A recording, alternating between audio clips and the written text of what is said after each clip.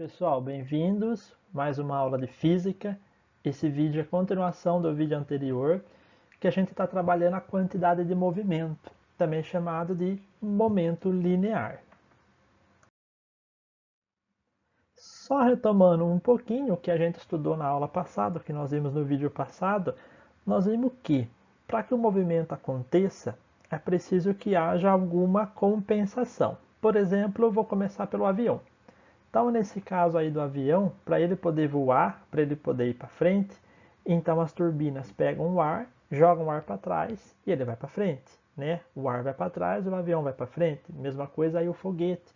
Para o foguete subir, então a queima do combustível que gera os gases, gera o fogo, lança tudo isso para baixo e o foguete sobe, vai para cima, né? Se algo sobe, outra coisa tem que descer. Compensação do movimento, o nadador aí.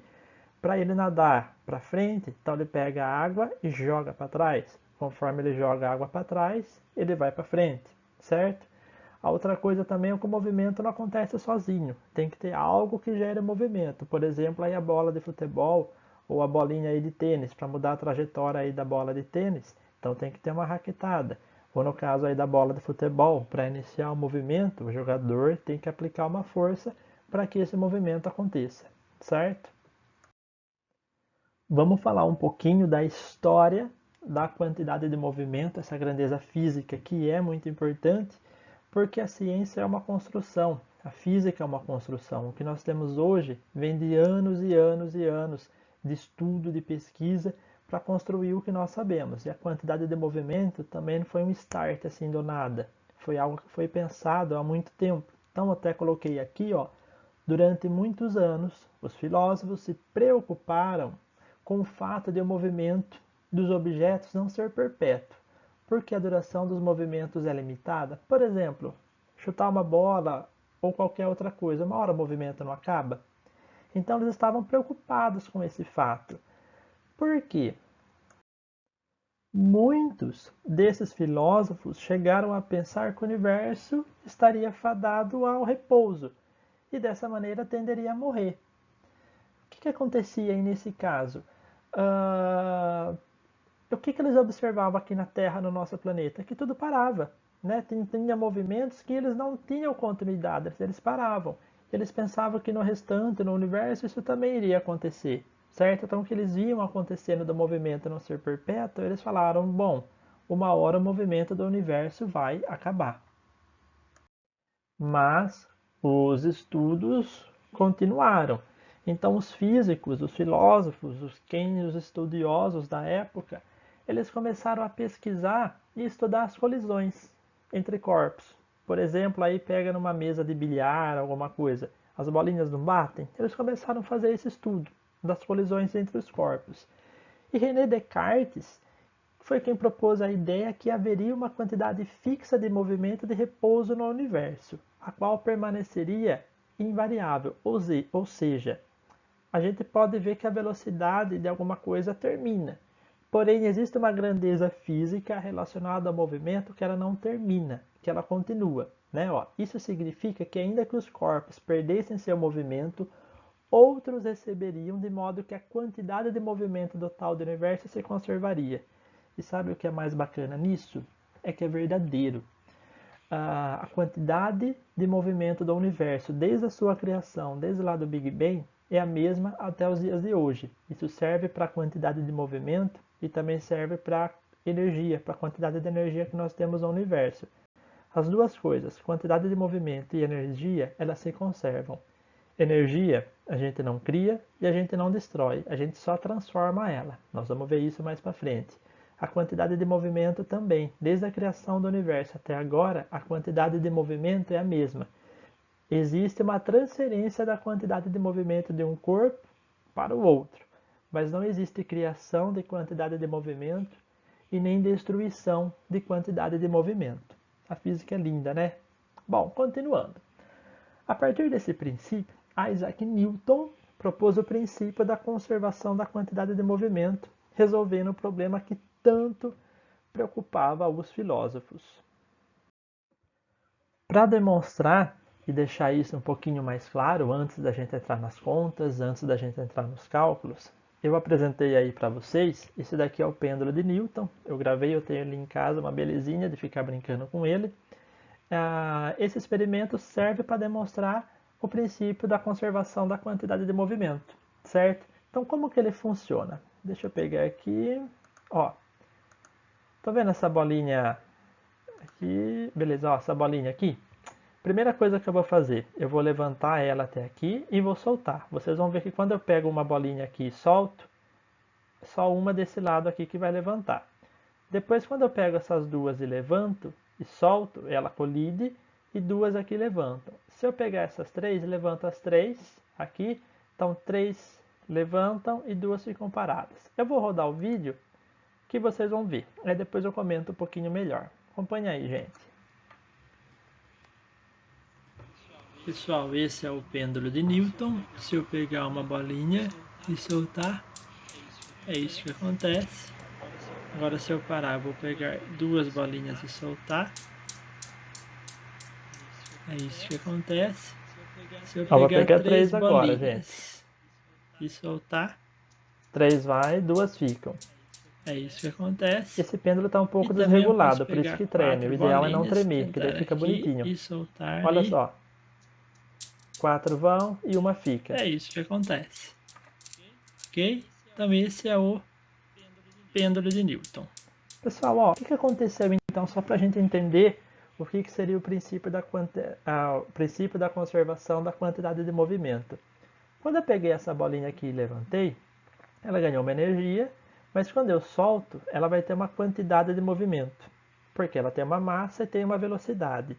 Aí essa quantidade de movimento, que é a multiplicação da sua massa pela sua velocidade, então essa quantidade de movimento dessa bolinha aqui passa para essa bolinha aqui, que passa para essa bolinha aqui, que passa para essa bolinha aqui. E essa bolinha, como não tem nada do lado dela, então ela vai para cima, ok? Mesma coisa, quando eu pego duas bolinhas aqui, as duas têm uma certa e levanto, elas vão vir com uma certa velocidade e tem a sua massa, que é a quantidade de movimento.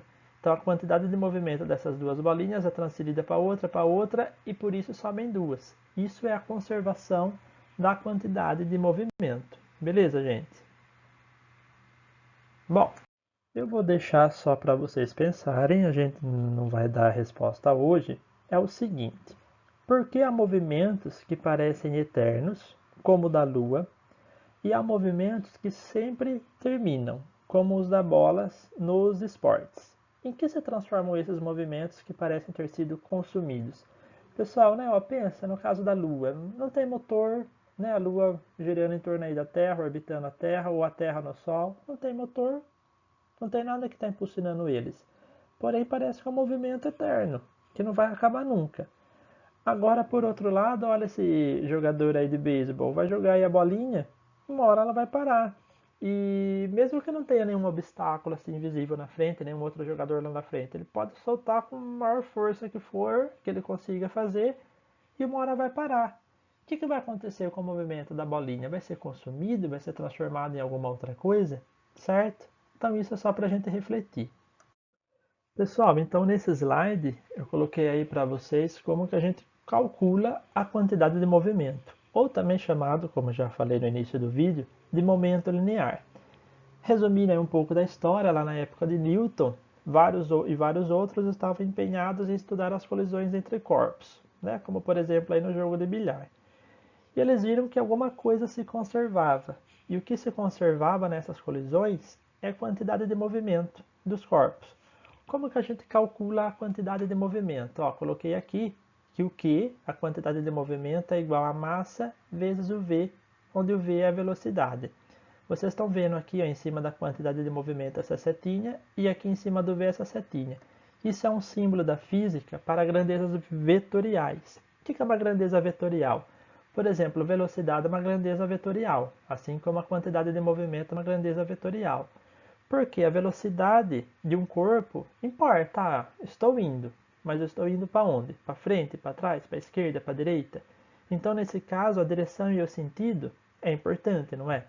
Então, toda grandeza física, onde a direção e o sentido importa, a gente chama de uma grandeza vetorial. Lembra sempre da velocidade, que é uma grandeza vetorial. Ah, estou indo. Estou indo para onde? Para frente, para trás, ou seja, a direção está importando. Agora eu vou lá na padaria, eu peço, sei lá, 300 gramas de presunto. Eu vou falar, eu quero 300 gramas de presunto a 30 graus norte. Não, 300 gramas de presunto, a massa do presunto. Não tem direção, sabe? Não importa. Então a gente fala que essa é uma grandeza que não é vetorial, ok?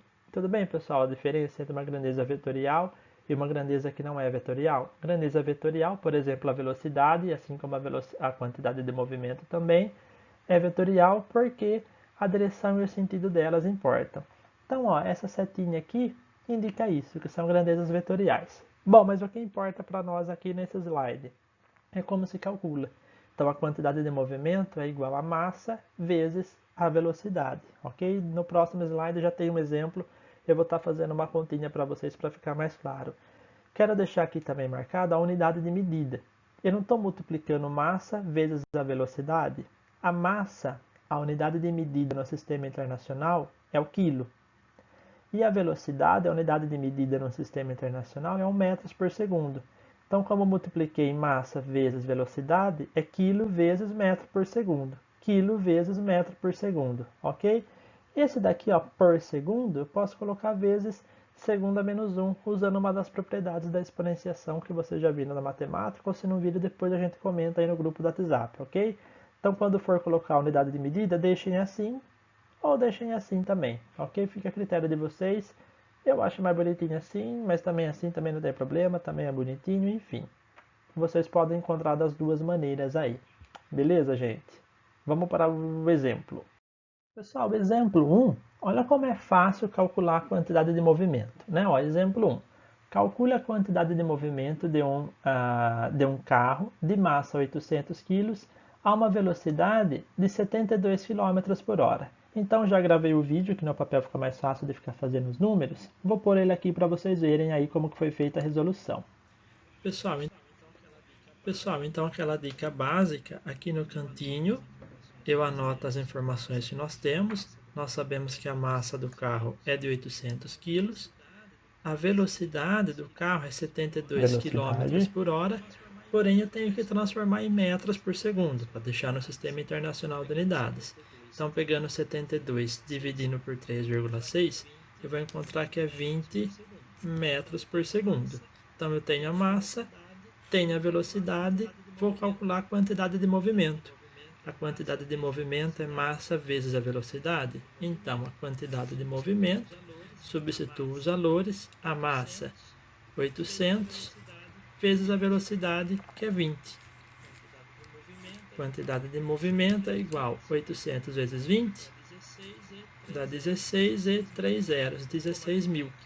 Como aqui está em quilos, então é quilos vezes metros por segundo, né? Ó, como aqui o 800 é quilos e aqui o 20 é metros por segundo, então quilo vezes metros por segundo é a unidade de medida da quantidade de movimento.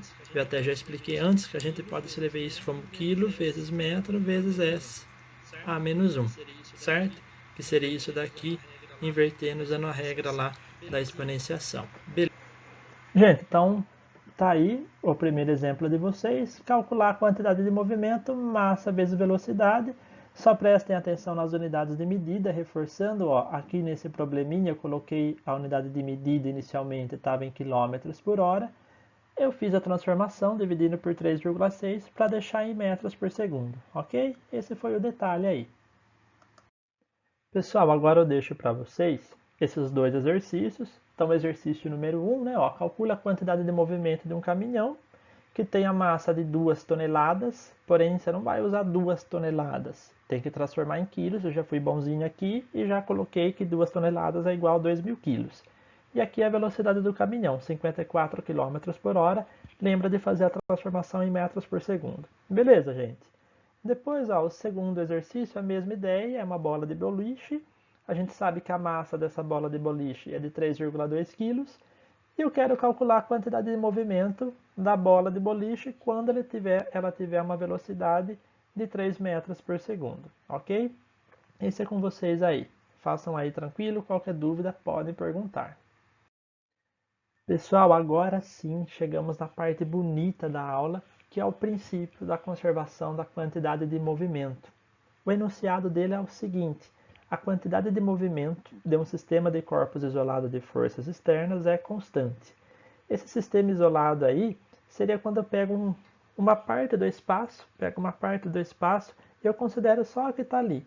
E não vai ter nenhuma outra aplicação de forças externas. Só existem as forças entre o que está ali dentro, as forças entre eles. Então estou pegando um sistema isolado.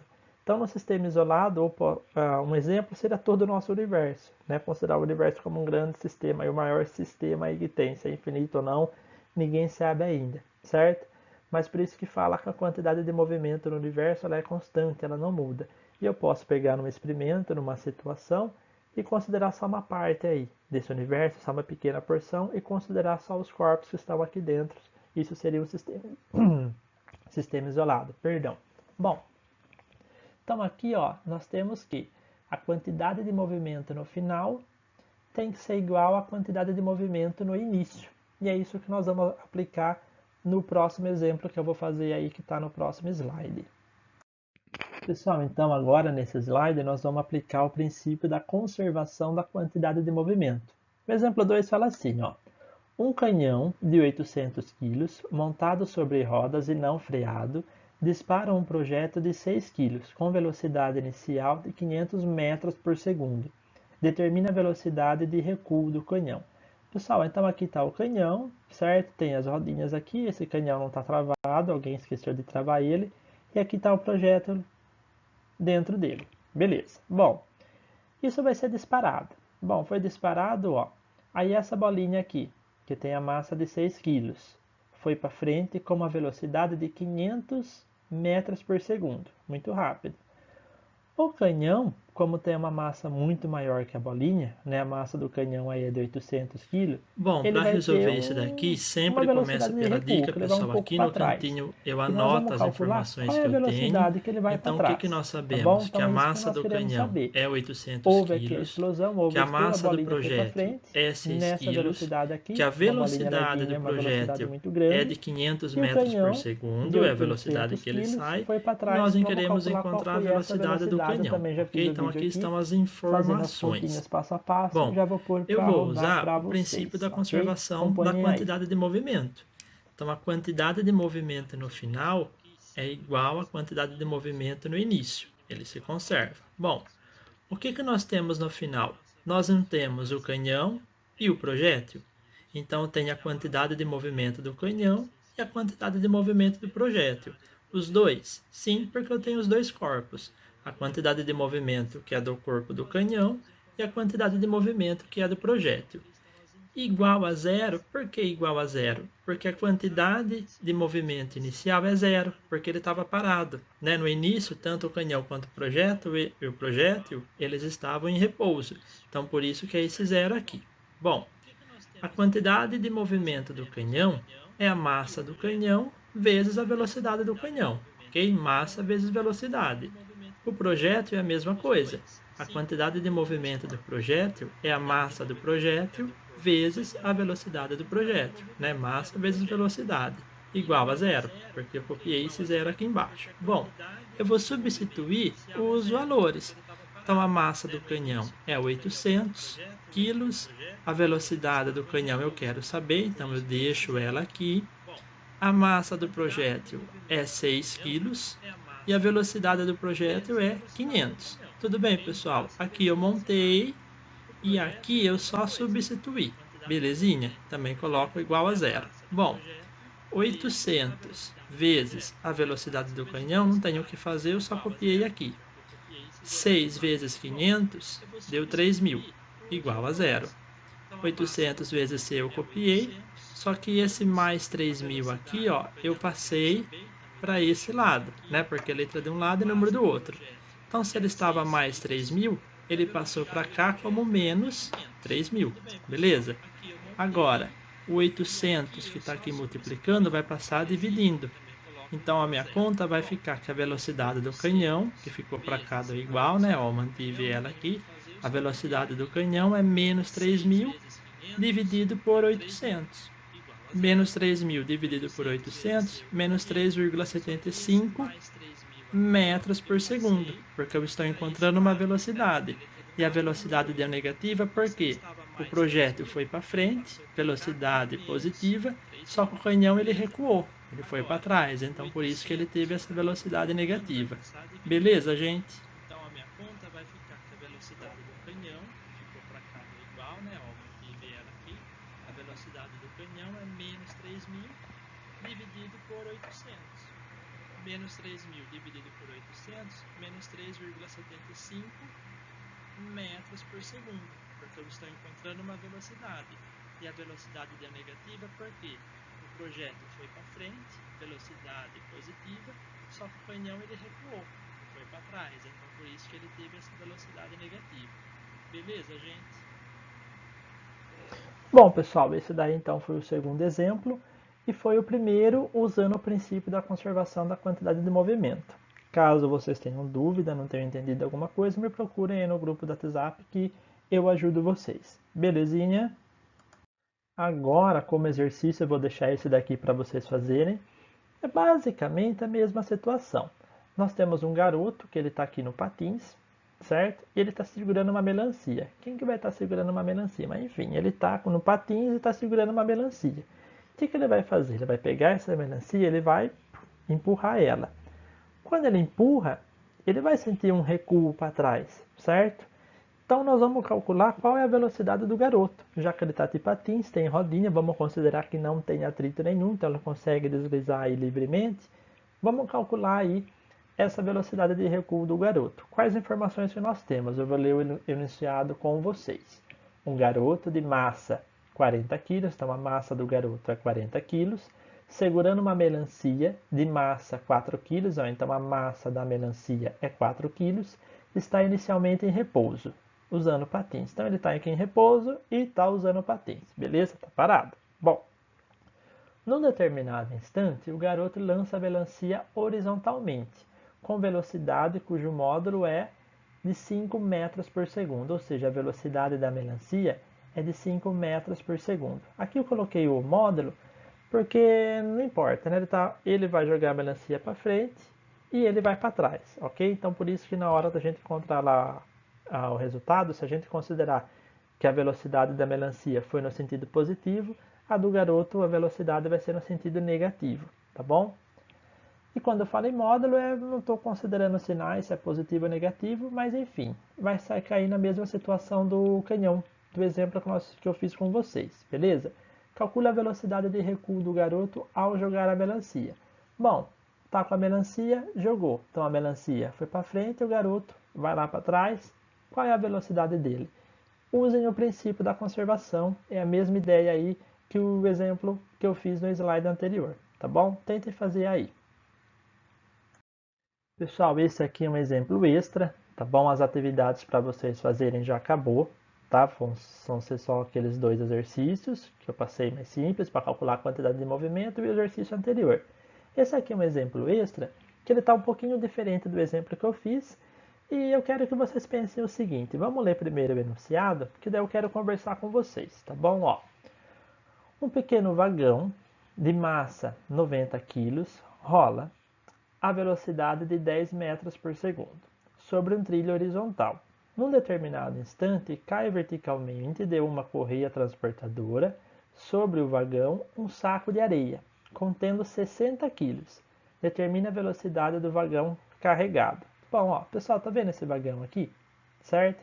Então ele está vindo aqui horizontalmente nesse trilho. Ele está vindo nesse trilho. Alguém empurrou e ele está indo aí na velocidade de 10 metros por segundo. E nós sabemos também que a massa do vagão aí, ó, a massa desse vagão é de 90 kg, beleza? Então eu sei que ele está na velocidade de 10 metros por segundo e a massa dele é de 90 kg. Bom, aqui em cima tem uma esteira que transporta saco de areia. Bom, esse saco de areia aqui vai cair, certo? Ele vai cair aqui verticalmente aqui no vagão. Bom, o saco de areia tem a massa aqui que está falando de 60 kg, né? Tem 60 kg de areia aqui dentro desse saco. Primeira pergunta que eu vou fazer para vocês. Quando esse saco aqui de areia caiu aqui, que vai deixar esse conjunto aqui com uma massa maior, eu começo sempre pela dica, né? Ó, que porque o vagão anotando estava nesse vindo aqui canto com aqui as a informações que velocidade de nós 10 temos, metros por segundo. nós sabemos Beleza. que a massa O do saco de vagão areia é 90 caiu na quilos, vertical. a O vagão estava velocidade do vindo, ó, vagão o é de vagão 10 estava metros vindo por segundo, na horizontal, a massa do certo? saco O de vagão estava areia vindo na é de horizontal. 60 quilos Beleza. e O a vagão está vindo velocidade aqui, do ó. saco O de vagão está areia é vindo na zero, horizontal. porque como a areia cai Vai na cair o saco de areia vertical na e a gente vertical. só está Não considerando a vai estar somando velocidade na velocidade, horizontal, certo? na Não vai estar somando horizontal a velocidade, velocidade porque do a gente está saco de importando areia com a é zero. velocidade na Não importa que horizontal ele está e o caindo, ele vagão tem uma aqui só velocidade caiu para cair. Mas com isso é na velocidade vertical. O que vertical. está Na importando para nós é na horizontal, a velocidade horizontal. do Beleza? saco é Então, zero, ó, considerando certo? na O saco de areia é horizontal, zero a aí. Bom, velocidade do então ó, o saco de vagão está areia vindo. é zero. Ele Beleza, caiu o cai saco de no areia. vagão A partir do de momento que o cima para saco de areia baixo, caiu, ok? E eu a quero gente vai saber esperar qual vai o ser a quê? Que a velocidade velocidade final seja no maior ou vagão. seja menor. Bom, então por isso Pense coloquei que a nós vamos fazer as interrogação aqui, contas porque eu coloquei a que nós vamos velocidade chegar final, que seria quando e o ver saco de se a areia já velocidade vai estivesse no aumentar, se a vagão. velocidade Bom, vai diminuir eu ou vou se a usar o velocidade princípio continua da a mesma, conservação da ok? quantidade de Bom, eu vou movimento. A lançar aqui o quantidade de vídeo com a movimento no resolução final e é a gente igual vai à quantidade de conversando. movimento no início. Vamos lá. Para colocar a quantidade de movimento no final, eu tenho que imaginar a situação que está acontecendo lá no final. O Sempre saco de importante, areia, gente. ele não caiu no vagão, então eu vou ter um corpo só, que é a areia dentro do vagão, certo? O saco de areia está dentro do vagão. Por isso que na massa eu já vou somar a massa do vagão mais a massa do saco de areia, porque eles vão ser um corpo só agora, certo? Então é a massa do vagão mais a massa do saco de areia vezes a velocidade final, que como ele é um corpo só agora, eles vão ter uma mesma velocidade, beleza? Isso é igual à quantidade de movimento do vagão mais a quantidade de movimento da areia, que corresponde à quantidade de movimento no início, porque antes o vagão e o saco de areia estavam separados, beleza? Por isso que eu coloquei aqui separado. Bom, essa primeira parte eu copiei aqui, e agora aqui é igual a quantidade de movimento do vagão, é a massa do vagão, vezes a velocidade do vagão. A quantidade de movimento do saco de areia é a massa da areia, vezes a velocidade do saco de areia, beleza? Agora eu vou trocar os valores. Ó, o que eu sei? Que a massa do vagão é 90, que a massa do saco de areia é 60, vezes a velocidade final que eu quero saber.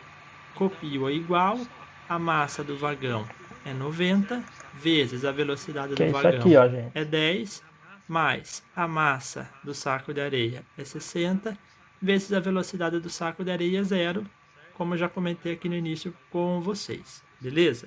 Bom, resolvendo, 90 mais 60 deu 150. Então, 150 vezes a velocidade final, beleza? 90 vezes 10, 900. Mais 60 vezes 0, 60 vezes 0 dá 0.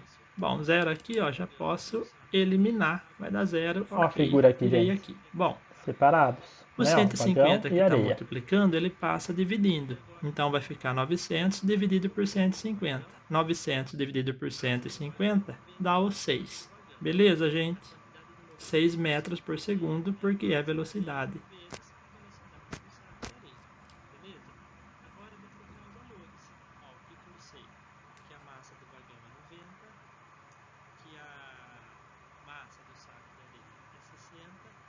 Vezes a velocidade final que eu quero saber.